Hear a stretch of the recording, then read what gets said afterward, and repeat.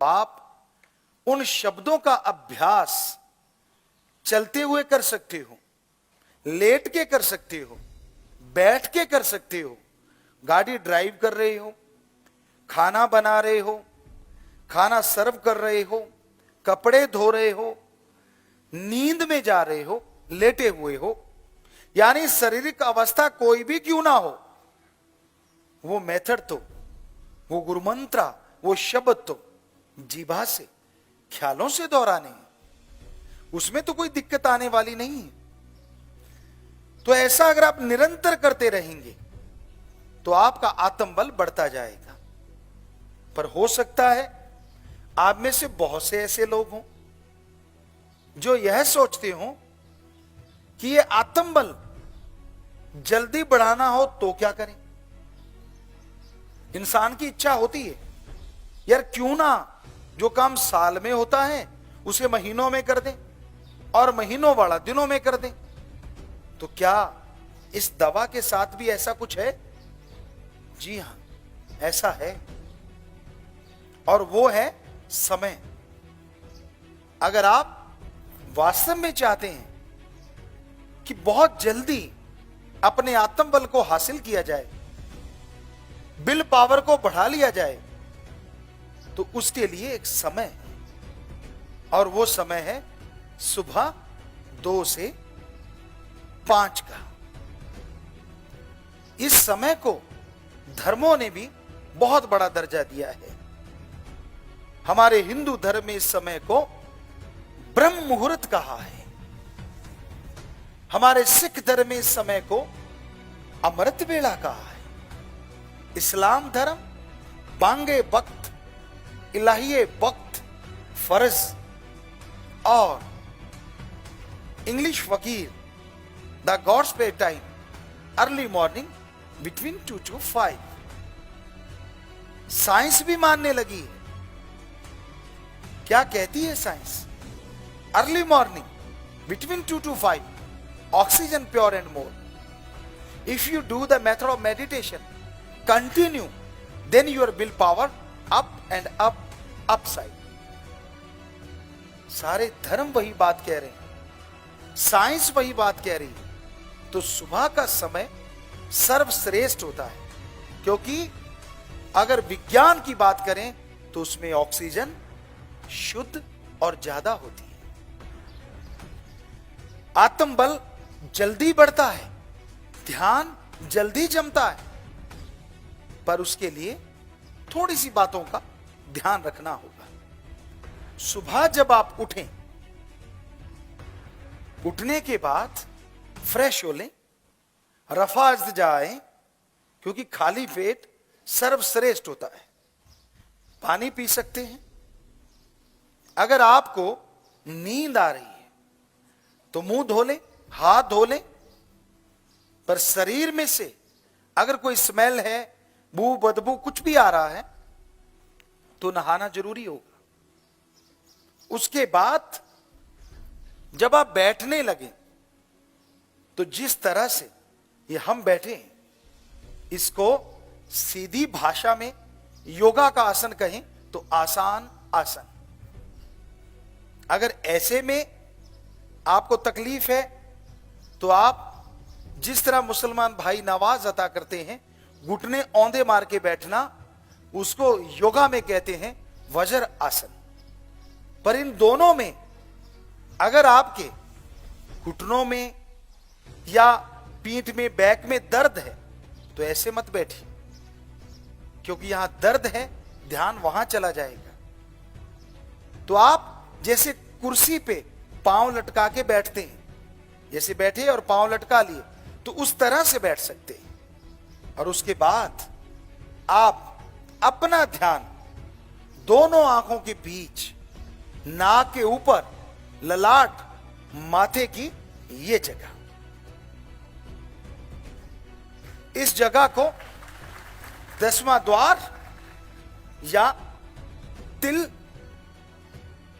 मेहराब, very very deep sleep point कहा जाता है।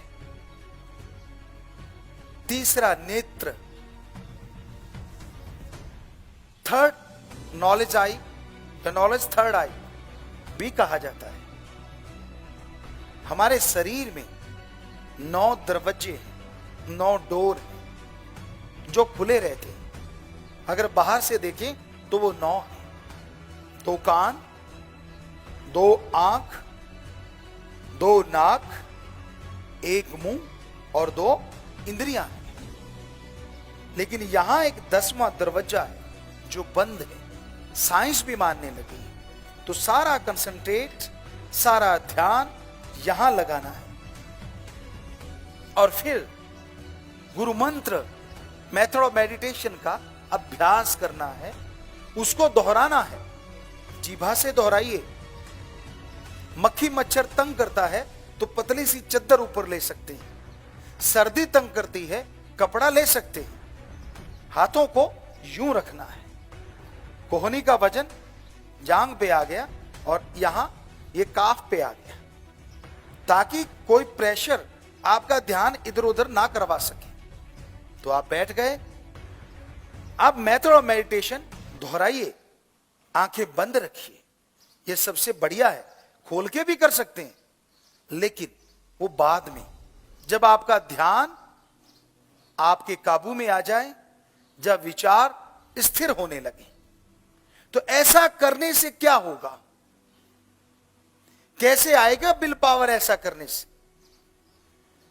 जैसे जैसे आप अभ्यास करते जाएंगे, वैसे वैसे आपकी बॉडी में एक ताजगी आने लगेगी। आपके शरीर में एक शक्ति आने लगेगी, जिसका मतलब है आत्मा शरीर में से सिमट रही है। अब आप कहेंगे, आत्मा रहती कहां है? सिर से लेके पांव के अंगूठे तक पूरी बॉडी में आत्मा की वजह से शरीर में शक्ति है, सब कुछ है। तो पांव से सिमटना शुरू करती है, यहां तक आती है। और फिर एक समय ऐसा आता है कि वो सिमट के यहां पहुंचती है। तो यह होता है आपका आत्मबल का बढ़ने का पहला स्टेप। जबरदस्त तरीके से बढ़नी शुरू होगी, जिसे कहते हैं बूस्ट अप, जबरदस्त तरीके से। और आत्मबल बढ़ता जाएगा। उससे क्या होगा? आमतौर पे कहा जाता है, इंसान अपने दिमाग का 5 से 10% हिस्सा इस्तेमाल में लाता है, इससे ज्यादा नहीं। तो जैसे जैसे आप भक्ति करते हैं, मेथड ऑफ मेडिटेशन करते हैं, गुरु मंत्र कलमा शब्द का जाप करते हैं, तो आत्मबल बढ़ता है। और उससे होता यह है कि जो आप दिमाग का 5 से 10% हिस्सा इस्तेमाल में लाते थे, वो 10 से 20% इस्तेमाल में लाना शुरू कर देते हैं। अगर आपको वैज्ञानिक तरीके से बताएं, तो जब आप 5-10% दिमाग का इस्तेमाल करते थे, कोई बहुत बड़ी प्रॉब्लम आई, कोई परेशानी आई, कोई मुश्किल आई, कोई बीमारी आई, जिससे आप घबरा गए, उस प्रॉब्लम का सॉल्यूशन आपको नहीं मिला, उस समस्या का हल आपको नहीं सूझ रहा, उस बीमारी से लड़ने की शक्ति आप में नहीं है, आप हारते जा रहे हैं, आप गिरते जा रहे हैं। होता क्या है? जैसे ही गुरु मंत्र का अभ्यास आपने किया, आत्मबल बढ़ा और आप अपनी सोचने की शक्ति का इस्तेमाल 1.5 गुना या डबल करने लगे। तो सीधी सी बात, जब आपका दिमाग 5-10% सोचता था, आप उसका इस्तेमाल कर रहे थे, तो समस्या का हल नहीं मिल रहा था, बीमारी से लड़ने की शक्ति नहीं मिल रही थी, आदत बदलने के लिए ताकत नहीं आ रही थी। और जैसे ही आपके दिमाग को आप डबल काम में लेने लगे, तो नेचुरली आपके दिमाग में हर परेशानी का सॉल्यूशन, हर समस्या का हल हर प्रॉब्लम का सॉल्यूशन आपको मिलने लग जाएगा और आप टोटली टेंशन फ्री हो जाएंगे।